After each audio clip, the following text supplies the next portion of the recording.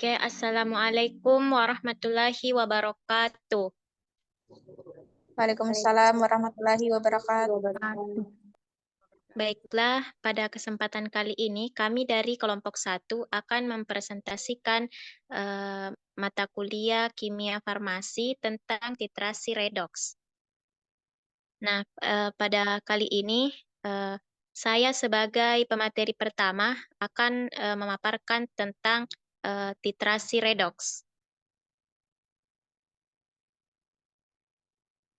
Nah, pada kali ini kita akan mempelajari tentang titrasi redoks. Sebelum kita memasuki inti pembahasan lebih awalnya itu kita harus mengetahui apa sih itu titrasi redoks. Nah, titrasi redoks itu adalah suatu metode analisis kuantitatif yang didasarkan pada reaksi reduksi oksidasi antara titran dan analit. Nah, dalam reaksi redoks itu nanti itu terjadi perpindahan elektron antara dua spesies kimia, di mana satu spesies mengalami oksidasi, nah dan yang satunya itu spesies lainnya mengalami reduksi. Nah, pada kali ini kita akan pada kali ini itu terdapat secara umum terdapat 3 jenis-jenis titrasi redoks. Ada titrasi redoks jenis permanganometri, ada juga titrasi redoks jenis iodometri, ada juga titrasi redoks jenis dikromatometri. Nah, pada kali ini kelompok 1 itu mendapatkan bagian permanganometri. Sebelumnya, saya akan menjelaskan sedikit apa sih itu titrasi. Jadi, titrasi itu proses penentuan banyaknya kadar suatu larutan dengan larutan yang telah dibakukan atau dengan konsentrasi yang telah diketahui. Nah, titrasi juga itu merupakan metode analisa kimia kuantitatif yang digunakan dalam percobaan laboratorium untuk menentukan kadar konsentrasi dari suatu reaktan.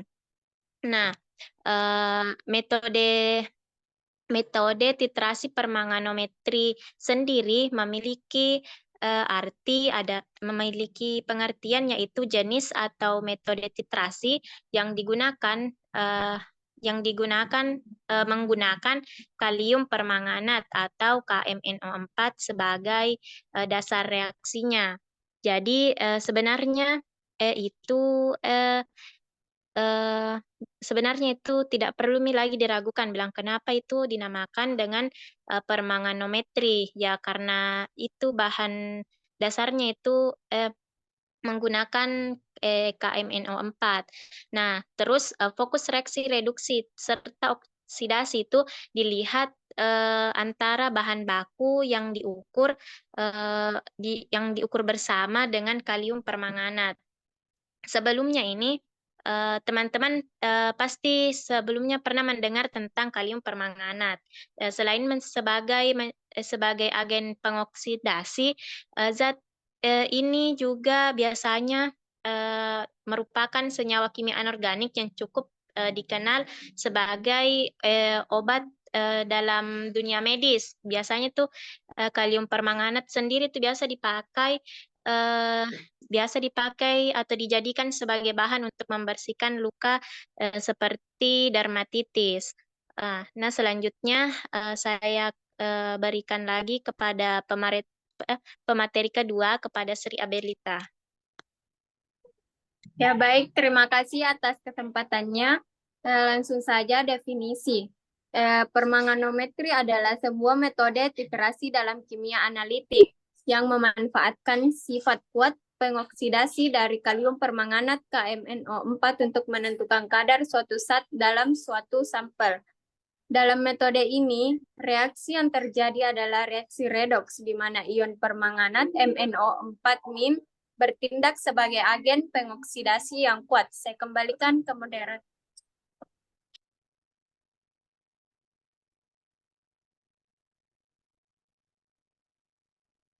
Baiklah, pada materi selanjutnya saya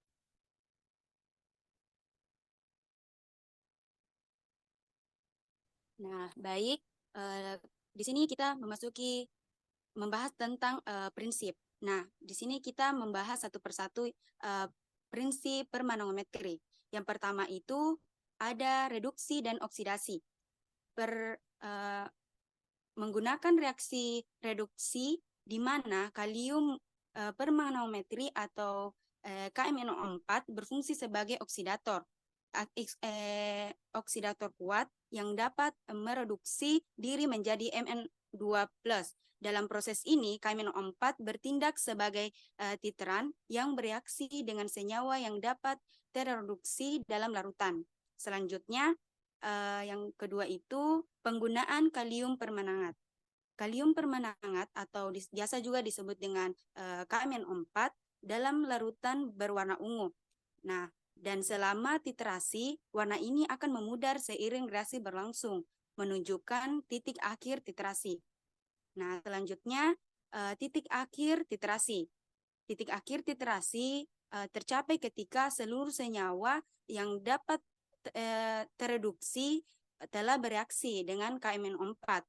Biasanya warna merah muda tetap muncul dalam larutan, menandakan bahwa semua yang akan direduksi telah beraksi. Ya, saya serahkan kepada. baiklah kepada pemateri selanjutnya saya persilahkan. Baik, selanjutnya adalah prinsip yang keempat, yaitu keasaman larutan. Nah, keasaman larutan titrasi permanganometri dilakukan dalam larutan asam karena dalam kondisi asam, KMnO4 lebih stabil dan dapat bereaksi dengan lebih baik. Kemudian prinsip yang kelima ada stoikiometri reaksi. Reaksi yang terjadi biasanya memiliki perbandingan stoikiometri yang jelas. Misalnya, reaksi antara KMnO4 dengan ion besi atau Fe2+ dalam larutan yang memungkinkan perhitungan konsentrasi zat yang dititrasi. Kemudian yang terakhir ada prinsip keenam, yaitu kecepatan reaksi. Nah, reaksi redoks ini biasanya cepat dan dapat dilakukan dengan pengamatan visual untuk menentukan titik akhir yang memudahkan dalam analisis kuantitatif. Selanjutnya saya kembalikan kepada moderator. Baiklah, selanjutnya kepada pemateri saya persilahkan. Baik, adapun metode yang pertama itu penggunaan kalium permanganat atau KMnO4. Bertindak sebagai titeran dan oksidator kuat. Larutan KMnO4 disiapkan dan distandarisasi sebelum digunakan dalam titrasi. Kemudian adapun metode yang kedua yaitu indikator diri. KMnO4 memiliki warna ungu yang bertindak sebagai indikator sendiri. Pada titik akhir titrasi, larutan akan berubah menjadi merah muda pucat, menunjukkan bahwa semua zat pereduksi telah bereaksi. Selanjutnya, metode ketiga yaitu medium asam. Reaksi redoks dengan KMnO4 paling baik terjadi dalam medium asam, biasanya dengan asam sulfat H2SO4 agar reaksi berjalan sempurna dan menghasilkan Mn2+ yang tidak berwarna. Next. Selanjutnya yang keempat itu zat yang dititrasi. Metode ini digunakan untuk analisis zat-zat reduktor seperti Fe2+, besi, C2O4 2- asam oksalat, atau bahan organik tertentu yang dapat dioksidasi oleh KMnO4-. Selanjutnya, metode kelima yaitu stoikiometri reaksi. Stoikiometri antara KMnO4 dan zat yang dititrasi harus dipahami dengan jelas untuk menghitung konsentrasi zat berdasarkan volume KMnO4 yang digunakan. Selanjutnya, yang keenam itu kesensitifan terhadap cahaya. Larutan KMnO4 sensitif terhadap cahaya sehingga perlu disimpan dalam botol gelap untuk mencegah dekomposisi. Next. Selanjutnya, metode ketujuh yaitu proses titrasi.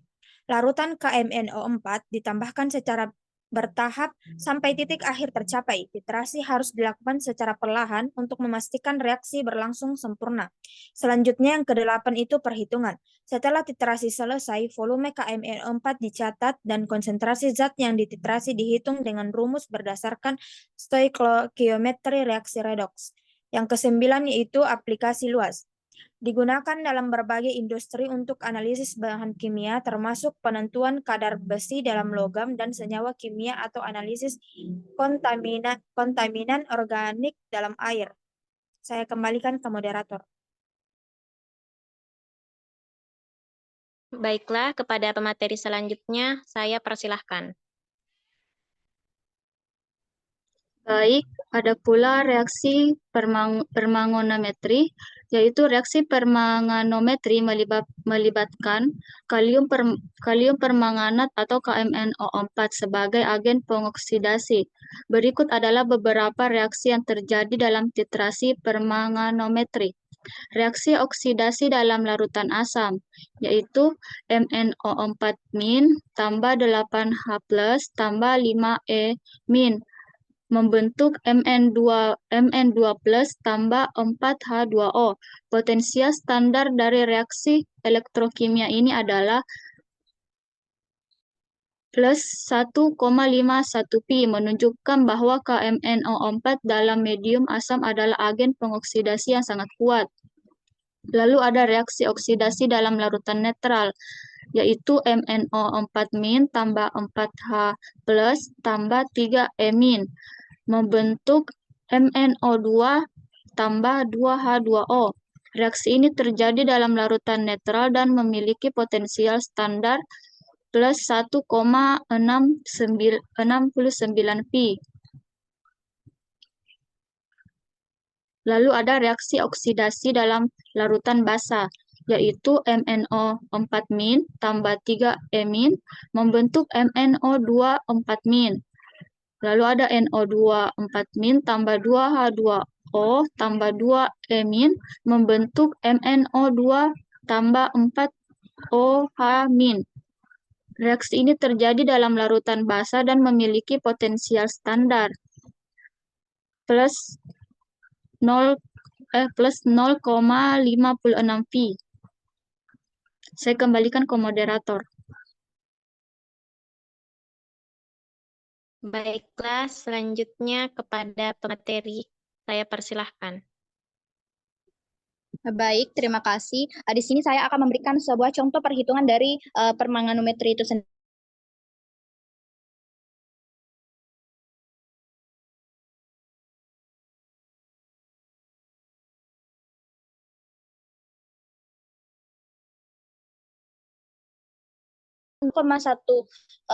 Normalitas KMNO4 memerlukan 26 mili. Hitung kadar besi dalam sampel. Next. Nah, untuk cara mendapatkan hasilnya, di sini kita menggunakan prinsip titrasi, di mana di sini pada soal diketahui bahwa massa sampelnya adalah 220 mg dengan volume KMNO4-nya itu 26 mili, dengan normalitas KMNO4 0,1 normalitas, kemudian massa molekul relatif dari Fe adalah 56 gram per mol. Ditanyakan adalah kadar persen besi. Nah, di sini kita gunakan prinsip titrasi sendiri seperti grek analitik sama dengan grek larutan standar, di mana grek Fe sendiri sama dengan grek KM.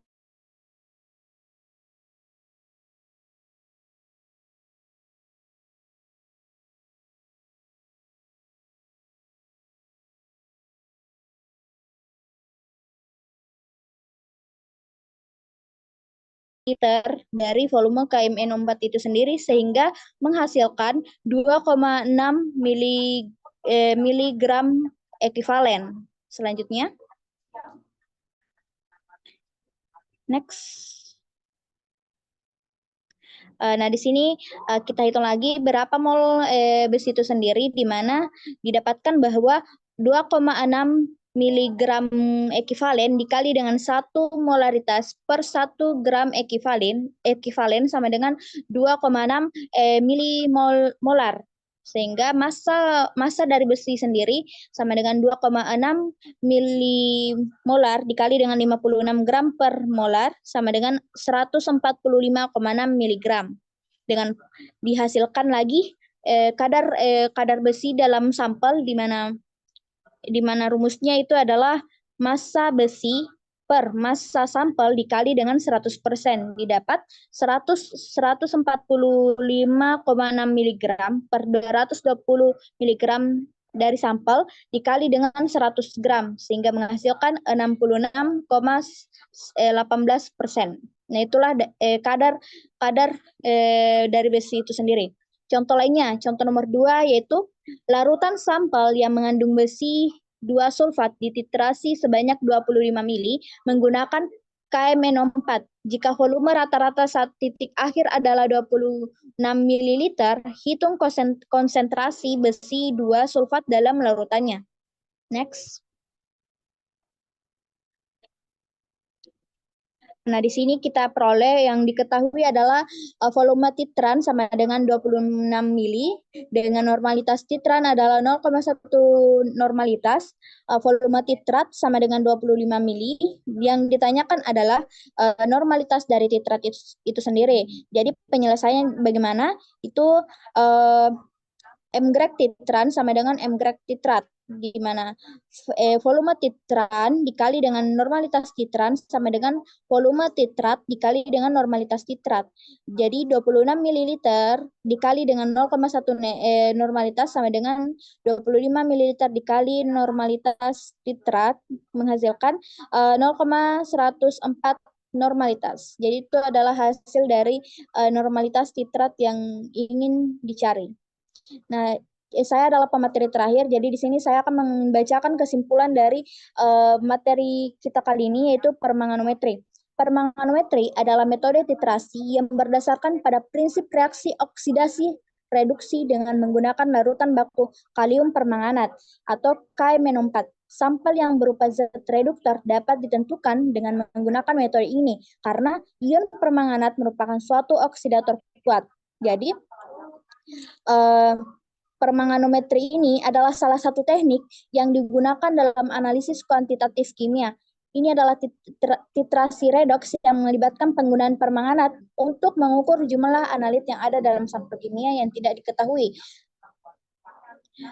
Dengan metode permanganometri ini memiliki kelebihan yang mudah untuk dilakukan, seperti efektif dan tidak memerlukan suatu indikator untuk menemukan titik akhir dari titrasi itu sendiri. Nah, itu yang dapat saya simpulkan dari materi kita kali ini. Saya kembalikan kepada moderator. Baiklah, terima kasih kepada para pemateri atas kerjasamanya. Jadi untuk presentasi kali ini hanya sampai di sini. Mohon maaf bila ada salah dan salah kata. Sekian, Assalamualaikum warahmatullahi wabarakatuh. Waalaikumsalam warahmatullahi wabarakatuh.